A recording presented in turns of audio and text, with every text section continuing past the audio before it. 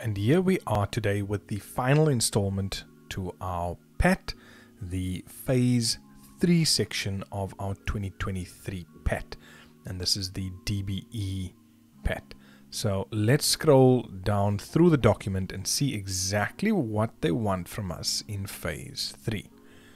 Okay, so we know Phase 1, we know Phase 2, we've gone through all of that. And now we're going down all the way to Phase 3. So let's look at the instructions.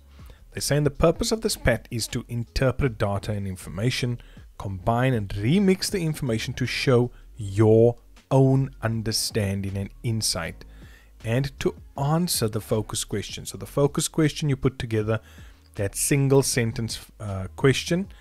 In Phase 1, you are going to answer that question now. You then need to complete the report, which was your Phase 1 working document, which went over to Phase 2, which you then added things to. And now you're going to complete it and turn it into a report, because now you have all the information by using good word processing principles and techniques. So just make sure you are going to use things like, sorting out your margins, your spacing, borders, the proper text, your alignment, all those type of things. And then they also want you to create a website using HTML that takes into consideration appropriate layout, readability, and other usability issues.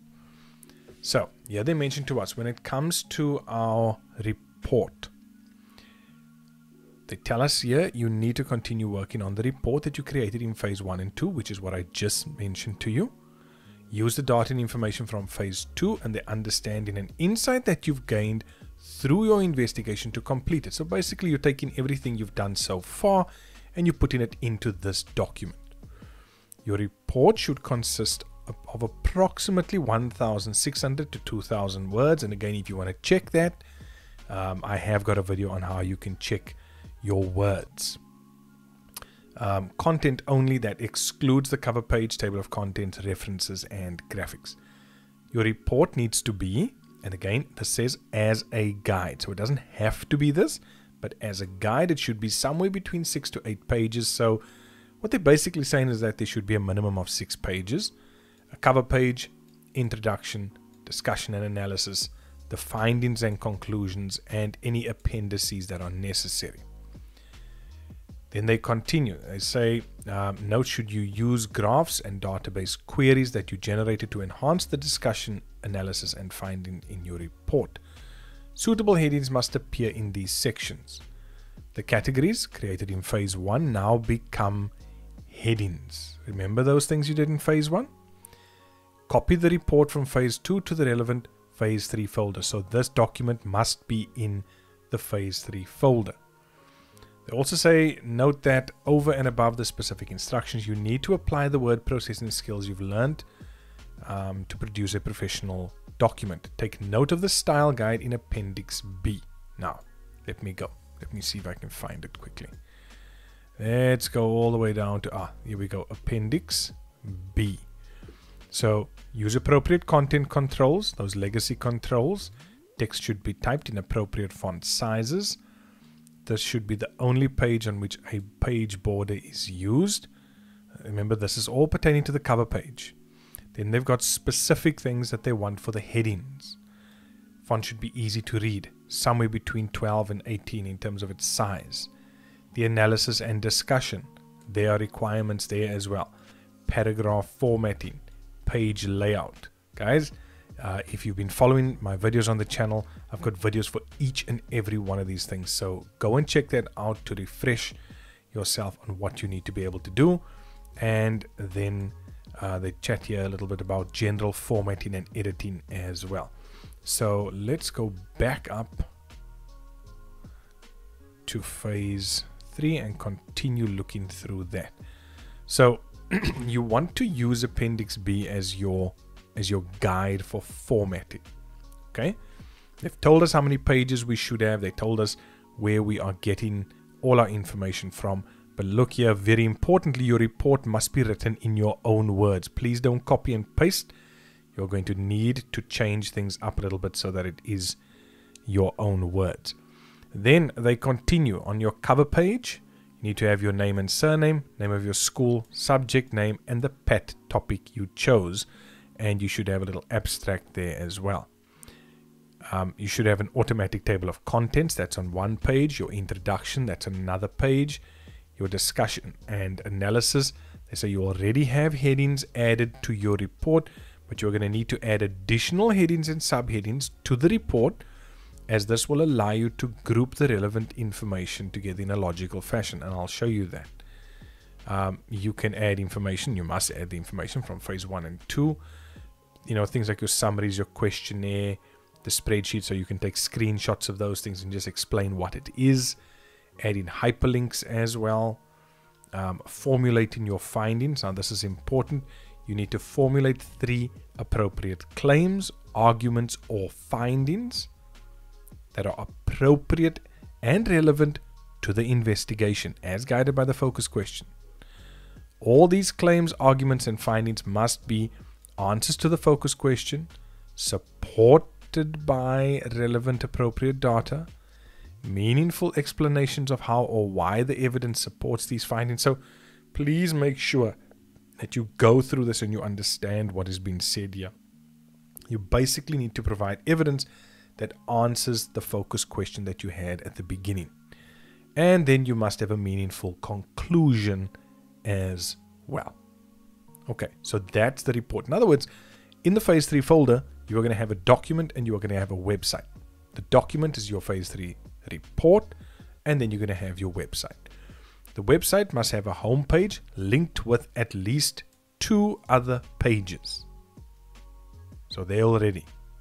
You're going to have in your main page hyperlinks that's going to take you to 2 other web pages. So how many web pages are you actually creating? You're creating 3. Okay. Please remember that it's easier in your phase 3 folder to create a folder called my website, or whatever you want to name it, and then put all your website items in there, especially if you have pictures or things like that you are going to be putting into the website. The website must have a title, introduction, functional navigation system. In other words, I must be able to scroll through and click on different things, and everything must work. So if I have a hyperlink at the bottom that says go to top, when I click on it, it must work.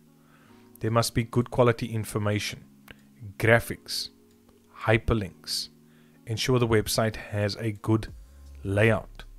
There should be different elements on the page. So I must see that there are different paragraphs. There's maybe a horizontal line separating the pictures, you know, things like that, whether I'm going to input or insert a table or things like that. Graphics obviously should be relevant to the topic. You want to use standard English, and then an acknowledgement of the information and graphics used in the source must also be there as well. So, having said all of that, the handing for phase 3 should be a folder called phase 3, and you have a word processing document, that's your report, and then another folder that is going to be for your website, and inside there you are going to have all your information relating to your particular website. You also need to complete and hand in the final declaration. That's Appendix C. There we go. So you'll need to print that out and fill it in, and then scan that in as well. So I want to go up to the rubric, because you know we use this rubric. We use this rubric to make sure we are on track with everything. So there, phase 3. The report, do I have a cover page? 4 marks. Do my headings stand out? Have I used styles? Have I got different levels of headings and subheadings? Have I used some heading styles? That's going to give me another 4 marks. Do you see all of this has to do with formatting, technicalities, right? The technical aspects, page numbering, headers and footers, page breaks, section breaks. If I've used those things, I'm going to get all of these marks. So make sure you use these things. And again, if you're not sure, check out the videos. I've got everything on the channel here to help you with this. Your report, the ease of navigation. Can I scroll easily through it?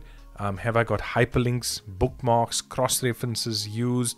Have I imported something, you know, a file or a link or anything like that into my document? Does it have the appropriate fonts? Are there any spelling and grammar mistakes? So if I can tick all these boxes, I'm going to get all of these marks, grade 12s. And then plagiarism, please, you know by now, plagiarism is a major thing. So you want to make sure you run through some sort of plagiarism checker to make sure that your document is okay. And then you need an automatic reference list, an automatic appropriate captions. So in other words, your table of figures, your, maybe a table of diagrams. It all depends what you have, but obviously everything just needs to be referenced. Okay. And then supporting documentation added as part of the document. In other words, those appendices as well. So make sure your report has an introduction. And again, if it ticks these boxes, you'll get the 4 marks. Okay. Then your discussion, because remember that which I showed you now, that's basically just the formatting, the technical aspects. So this is now actually having an introduction to that report. Then looking at the body itself. Have you provided the info from phase 1 and 2? Have you grouped them together? Is everything sequenced logically, like from A to Z, or from 1 to 5 all the way through? Do you have at least 3 findings or claims or arguments? Have you provided supporting documentation for that, supporting information for that? And then have you put together a conclusion? Now that conclusion can be 2 or 3 lines. Just saying how you felt about the whole thing, what the conclusion is, all of that in there. And that's where you get your 48 marks for your report. Okay. So let me see. I usually have an example for you. So this is an old example. Here you can see a cover page. There's the table of contents and the table of figures, which in this case was incorrect. Okay. The introduction needs to be a little longer than that, so you won't necessarily have your task definition. Your task definition basically becomes your introduction in this case. And then you've got your focus question again. Because remember, they want that info from phase 1 and 2. So the tables, how you went about doing your research. Because remember, all those headings that you created in phase 1, it's still there. You've got phase 2's info that is still there. So all of that should still be in place. Then in this case, the learner did discussion and analysis. They were talking about air pollution, looking at some of the causes. They provided a nice, clean layout with some bullets. The effects of air pollution again, just making sure you're using the same fonts. Now, do you see here? That is Calibri 14, and yeah, this one is Calibri 11. So they didn't use the same size. Okay, make sure you use the same size fonts, guys. So there's pictures, but can you see that a lot of these pictures, there's no caption, which means when they pull in the table of figures, there's nothing to pull in. Okay. And then she has a page here for findings, what she's found out by doing all of this. And here's some screenshots. Now, there should have been a heading here, but here's a screenshot of obviously what she did within Excel. And I don't think there was any. Oh, yes, the questionnaires here as well. The bibliography, that was from phase 1. And then a conclusion as well. Now, the reason I'm showing you this, and there's your appendices that came from phase 1, and then the others that you need to have as well. Remember, let's say I've got nothing in my report, but I've got a conclusion. You can still get 4 marks. Okay?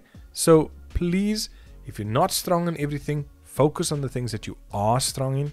Sort that out, get it done, work according to the rubric so that you can get all the marks possible. Now for the website, this is how it's going to go. The fact that you have the website files is going to get you marks.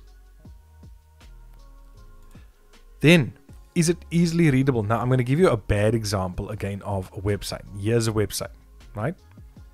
Now, can I read what's going on there? Yes, it's a bit small, but I can generally read what's there. So what's going to happen? Attractive and usable layout? Not really. Related information put together. Yes. Different elements. Yeah, you've got bullets, you've got a table. So yes. Techniques such as lists, tables, paragraphs. Yes. So do you see, even though this website is not that great, the learner's still going to get marks. Okay. Graphics and accessibility. All graphics relevant to the topic. Yes, the graphics are relevant to the topic. No broken images. No broken images. Images have an alt tag. Well, I'll have to check in the coding for that. But you see, they'll get the marks. The website navigation. Are they working hyperlinks? Are the hyperlinks meaningful? Now, in this case, I don't think there's a hyperlink. So they're obviously not going to get those marks. Then the information. Information from the report included and appropriately adapted. You're not going to take everything from your report and put in, but in your website, you're going to put the most important things. So let's say they were talking about pollution.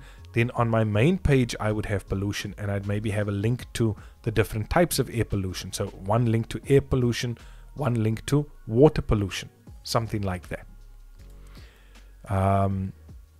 Let's see, website information quality, that's all fine. Then plagiarism, obviously just checking that you haven't just made, the whole copy and paste story. And then there are 2 extra marks up for grabs if you have used any sort of tags or features that are outside the curriculum itself. You'll get those 2 marks, and there you get your 22 marks for your website. So the report is 48 marks, the website is 22. That gives us 70 marks. However, there's an additional 4 marks for handing in your files. So the fact that you've handed in an electronic document that's organized, structured easily, meaningful folder and file names. 4 marks just for that. And that's how you get your 74 marks for phase 3.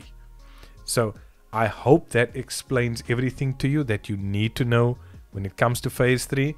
Remember, if there are any of these aspects that you need any help with, there should be enough content on the channel to help you with that. So, grade 12s, all the best, and we hope to see excellent marks for this year's